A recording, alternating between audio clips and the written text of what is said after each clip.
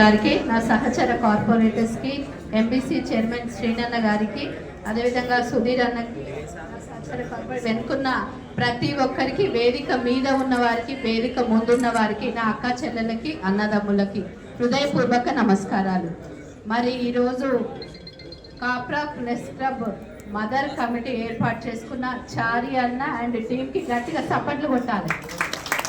ఎందుకనంటే మరి ఎన్నో ఏళ్ల నుంచి దాదాపు ఒక్కొక్కరు ఇందులో ఉన్న వాళ్ళు పాత్రికేయ మిత్రులు 25 ఏళ్ళు, 28 ఏళ్ళు, 22 ఏళ్ళు, 16 ఏళ్ళు, 18 ఏళ్ళు అందరూ కూడా సీనియర్సే. ఇందాక సీనియర్ చెప్పిండు కొన్ని రోజులైతే రిటైర్మెంట్ మేము అని కూడా చెప్పిండు.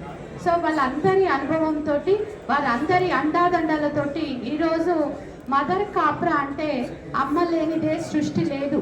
మరి అమ్మ పేరు పెట్టుకొని అమ్మ ప్రేమతోటి మన అందరి సహాయ సహకారాలతోటి ఈ కాప్రా ప్లస్ క్లబ్ని మరి ఏర్పాటు చేసుకున్న వారి టీంకి మరొక్కసారి గట్టిగా సపోర్ట్లు కొట్టాలని తెలియజేస్తా ఉన్నాను. సో వేదిక మీద ఉన్న పెద్దలందరూ ఎన్నో విధాలుగా సహాయ సహకారాలు అందించారు అని వారు ఇప్పటి వరకు తెలియజేసిండ్రు. సో కుట్టు మిషన్ల పరంగా మరి అదేవిధంగా మరి ఇన్సూరెన్స్ పరంగా ఇంకా ఏదైనా చేసిన పెద్దలందరికీ కూడా గట్టిగా సపోర్ట్లు కొట్టాలి. ఎందుకనంటే ఇవాళ రేపు ఒక 3 రూపాయలు ఖర్చు పెట్టాలంటే ఎంతో ఆలోచిస్తున్న తరుణంలో మరి మీరు వెళ్ళగానే మరి వెంటనే ఒకరు 10 మందికి ఇన్సూరెన్స్ చేయడం, ఇంకోరు 2 గవర్నర్ గారు చెప్పినట్లు మరి వారి ఇద్దరికి. సో అదేవిధంగా 30 కుట్టు మిషన్లు అంటే ఒక కుట్టు మిషన్ 25,000 ఉంది ఇవాళ. సో వాళ్ళు ఇచ్చింది కూడా 28,000 అనుకుంటా. సో వారికి కూడా కుట్టు మిషన్లు ఇచ్చిన వాళ్ళకి మహిళలు కొట్టాలి గట్టిగా. సో ఇప్పటిదాకా ఇంకొక పెద్దలు మాట్లాడినప్పుడు ఏం తెలియజేసిండ్రు అని అంటే 3 ముక్కల ఆటలాగా ఉన్నది ఈ ప్రెస్ క్లబ్.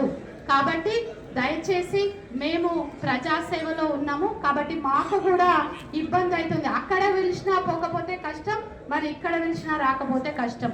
కాబట్టి ఈ సమస్యని మీరు ఈ పెద్దల దృష్టికి తీసుకొచ్చి 4 పెద్ద మనుషులను కూసబెట్టి మాట్లాడుకుంటే బాగుంటుందని ఈ సందర్భంగా తెలియజేస్తా ఉన్నాను. అదేవిధంగా మరి ప్రజాసేవలో మరి నిరంతరము మేము ఎల్లవేళలా 24/7 ఇక్కడున్న వారందరం కూడా సర్వీస్ చేస్తూ ఉన్నాం. మరి నిజాలను నిగ్గు తెరుస్తూ జనాలకి వాస్తవాలని మరి అందిస్తూ మరి పొద్దున లేస్తే నిరంతర శ్రామికుడు ఎవరయ్యా అంటే జర్నలిస్టు అని సందర్భంగా చెప్తా ఉన్నాను. అదేవిధంగా సోయబుల్లా ఖాన్ మీ అందరికీ కూడా తెలిసిన వ్యక్తి. మరి ఆయన నిజాన్ని రాసినందుకు ఆయన తన ప్రాణాన్ని సైతం కోల్పోయిండు. కాబట్టి అట్లాంటి వారి ఆశయాలతోటి మరి ఈరోజు తెలంగాణలో సురవరం ప్రతాపరెడ్డి గారు మీ అందరికీ కూడా తెలిసినాడు. మరి తెలంగాణ సంస్కృతిని సాంప్రదాయాలని మరి తన పత్రిక ద్వారా ఈరోజు ప్రపంచానికి పరిచేసిన వారసులుగా మీరందరూ ముందుండాలని మనస్ఫూర్తిగా కోరుకుంటున్నాను. అదేవిధంగా మరి పాషం యాదగిరి గారు తెలియనోళ్ళు లేరు. మరి తెలంగాణ మూమెంట్లో తన ప్రజ్ఞ, తన తెలివితోటి, తన మేధావితోటి, తన మేధా సంపత్తితోటి మరి తెలంగాణ మూమెంట్లో పాత్రికేయుల పాత్ర ఎంత కీలకమైనదో చెప్పిన వ్యక్తి మరి పాషం యాదగిరి గారు. ఇట్లా మరి అల్లం నారాయణ గారు మరి మలిదశ ఉద్యమంలో మరి పాత్రికేయుల పాత్ర గురించి, పాత్రికేయులను ఏకం చేయడం కోసం ఆ రోజు పాత్రికేయులు లేకపోతే తెలంగాణ అనేదే లేదు. కాబట్టి తెలంగాణ ఏర్పాటులో కీలక భూమిక పోషించిన పాత్రికేయులకు వేల వందనాలు తెలియజేస్తూ సదా మేము ఎప్పుడు కూడా ఇక్కడ ఉన్న వాళ్ళము. ఇందాక ఇంకో మిత్రుడు చెప్పిండు ఏంటంటే మేము అందరం కొట్టుకున్న ఒకటే. నిజంగా కూడా ఈ వేదిక ద్వారా తెలియజేస్తున్నాం. ఎందుకంటే ఆ పార్టీ ఈ పార్టీ బరాబర్ కొట్లాడుకుంటాం, మళ్ళీ ఎడగలిసినా గలేం లాంచుకుంటాం, మాట్లాడతాం. కాబట్టి ఇక్కడున్న మిత్రులందరూ కూడా మరి మీరు ఆ వర్గం ఏం లేదు, ప్రజల కోసం పనిచేయడం కోసము మేమందరం కలిసే ఉంటాము. పెళ్ళిళ్ళు దావతులు కలిసిపోతాం, అన్ని చేస్తాం. అట్లాంటివి ఏం లేదు. పార్టీల ఆ క్షణం వరకే అభివృద్ధి విషయంలో మరి పాత్రికేయుల మరి సహాయ సహకారాల విషయంలో మరి గతంలో మరి 17 రోజుల కిందట మరి చారన్న అండ్ టీమ్ మా ఇంటికి వస్తే మరి బొంతు రామోహన్ గారు చెప్తారు.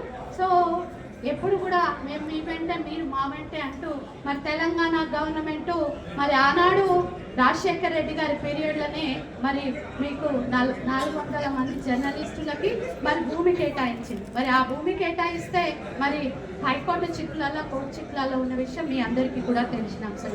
సో తెలంగాణ రాష్ట్రంలో కాంగ్రెస్ ప్రభుత్వం ఏర్పడిన తర్వాత గౌరవ ముఖ్యమంత్రి రేవంత్ రెడ్డి గారు జర్నలిస్టుల పక్షపాతిగా ఈరోజు మనందరం చూస్తూ ఉన్నాం.